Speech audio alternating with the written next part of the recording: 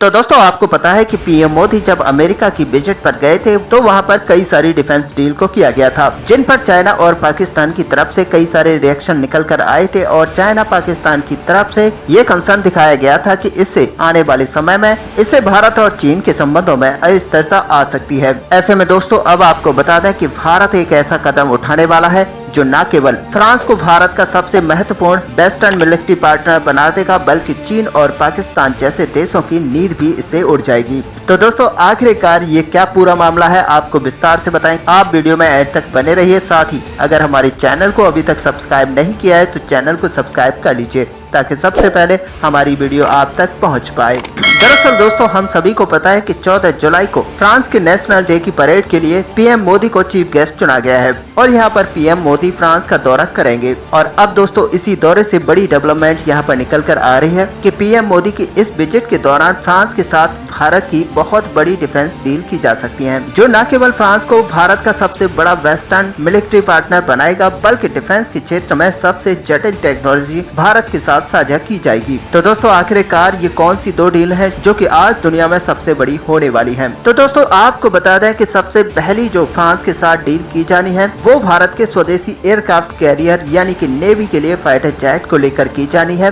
और ऐसे में दोस्तों भारत अपने विक्रांत पर तैनात किए जाने वाले फाइटर जेट के लिए फ्रांस के साथ बड़ी डील साइन कर सकता है और इसके तहत भारत फ्रांस से 24 की संख्या में राफेल मरीन को खरीद सकता है। आपको बता दें कि ये वही डील है जिसको लेकर अमेरिका और फ्रांस अपनी एड़ी चोटी का जोड़ लगा चुके हैं, क्योंकि दोस्तों सच मानिए कि एक बार जो भी देश इस डील में आ जाता है तो भारत के साथ उसके रिश्ते काफी लंबे समय तक बने रहेंगे और ऐसे में उस देश को भारत के थ्रू काफी लंबे समय तक डील्स मिलती रहेंगी और आने वाले कई दशकों तक भारत का सबसे बड़ा मिलिट्री पार्टनर वह बना रहेगा। और इसी वजह से अमेरिकन कंपनी ये चाहती थी कि भारत के साथ इस डील को फाइनल किया जाए ताकि अमेरिका और भारत आने वाले दशकों तक बड़े मिलिट्री पार्टनर बने रहें। लेकिन टेक्नोलॉजी ट्रांसफर को लेकर भारत की डिफेंस मिनिस्ट्री ने आज अप्रूवल दे दिया है कि हमें राफेल की तरफ ही जाना चाहिए। ऐसे में दोस्तों ये भी है कि भारतीय वायुसेना यहाँ पर 36 राफेल लड़ाकू विमानों को पहले से ऑपरेट करती है और ऐसे में हमारे जो पायलट्स हैं वो इसके साथ पहले से फैमिलियर हैं और इसी वजह से राफेल लड़ाकू विमान भारतीय नौसेना की पहली पसंद बने हैं। ऐसे में देखा जाए तो राफेल और अमेरिका के एफ सुपर हॉर्नेट 18 में कोई खास अंतर भी नहीं है। यहाँ पर देखना ये था कि जब हमारे पायलट पहले से यहाँ पर राफेल लड़ाकू विमान के साथ फैमिलियर हैं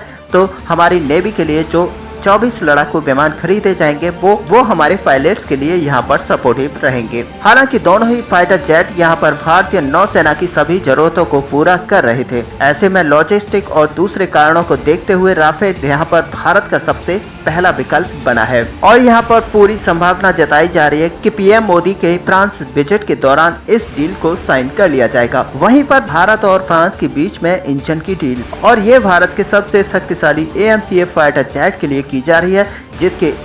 जिसके लिए भारत फ्रांस से इंजन की टेक्नोलॉजी को शेयर कराएगा। साथ ही IP राइट्स को भी भारत को दिए जाएंगे और यहाँ पर फ्रांस के साथ मिलकर भारत की कंपनी 110 किलोन्यूटन के बिल्कुल नए इंजन को भारत के अंदर ही डेवलप करेगी, जिसका इस्तेमाल भारत अपनी 5वीं पीढ़ी के का लड़ाकू विमान के अंदर करेगा। साथ ही दोस्तों इसकी टेक्नोलॉजी और एल्गोरिथम इतना ज्यादा एडवांस होगा कि हम इस इंजन का यूज अपनी 6ठी पीढ़ी के फाइटर जेट के लिए भी कर पाएंगे, क्योंकि इसी इंजन को आगे चलकर डेवलप किया जाएगा और अपग्रेड किया जाएगा। हालांकि शुरुआती दौर में अमेरिका के F414 इंजन को AMCA के अंदर लगाया जाएगा, जिनकी 80% तक ट्रांसफर और टेक्नोलॉजी भारत के अंदर होगी। और ऐसे में फ्रांस के साथ इसी तरह की डील को किया जाता है जहाँ पर फ्रांस हमें 100% टेक्नोलॉजी के साथ ही IP राइट्स तक देने को तैयार है। तो ये एक तरह से देखा जाए तो भारत का मास्टर स्टॉक है, जहां पर भारत अपने देश के अंदर पूर्ण रूप से स्वदेशी तरह से अपने फाइटर जेट के इंजन को बनाएगा।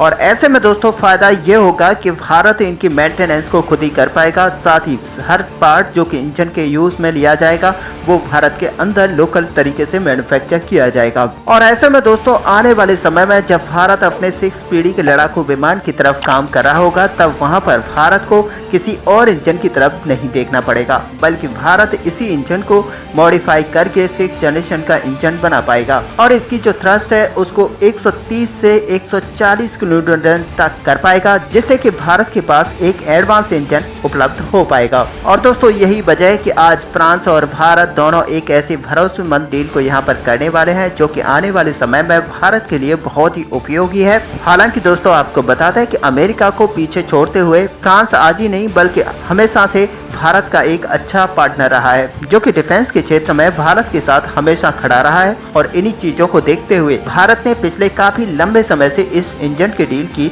वेट की है। और यहाँ पर अमेरिका ही नहीं बल्कि ब्रिटेन के साथ भी जो बातें चल रही थी उनको नकारते हुए भारत ने फ्रांस के साथ मिलकर ये इंजन डील करने का फैसला किया है। और ऐसे में दोस्तों ये कहना बिल्कुल भी गलत नहीं होगा कि ये डिफेंस डील्स और पीएम मोदी का फ्रांस दौरा दोनों देशों के संबंधों को नई ऊंचाइयों तक लेके जाएगा। ऐसे में दोस्तों आपका इस दोनों डील को लेकर क्या व्यू है, आप अपना व्यू हमें कमेंट पे लिखकर जरूर बताएं। साथ ही वीडियो को लाइक और शेयर करना ना भूलें। मिलते हैं नेक्स्ट वीडियो में, तब तक के लिए जय हिंद।